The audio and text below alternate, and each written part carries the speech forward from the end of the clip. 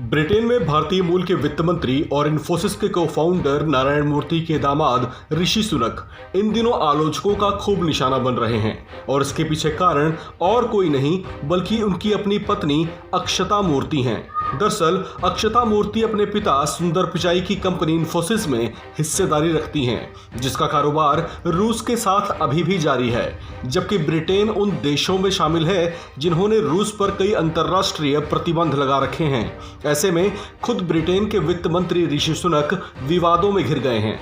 ऋषि सुनक बतौर वित्त मंत्री रूस पर लगाए गए कड़े प्रतिबंधों के हिमायती रहे हैं, लेकिन अपनी पत्नी की वजह से वे विरोधियों के निशाने पर आ गए हैं। उन पर आरोप लगाए जा रहे हैं कि वे खुद अपने ही परिवार में रूस पर लगाए गए प्रतिबंधों का पालन नहीं करवा पा रहे।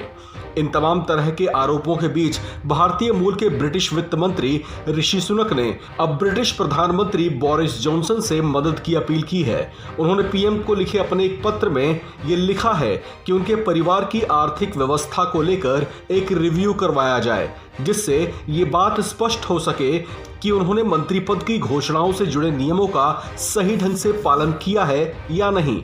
इसके अलावा ब्रिटिश वित्त मंत्री ऋषि सुनक ने एक ट्विटर पर भी अपनी व्यथा जाहिर की है, जिसमें उन्होंने कहा है कि उन्होंने हमेशा से नियमों का कठोरता से पालन किया और परिवार की आर्थिक व्यवस्था के रिव्यू के बाद उसमें और भी ज्यादा स्पष्टता आ जाएगी।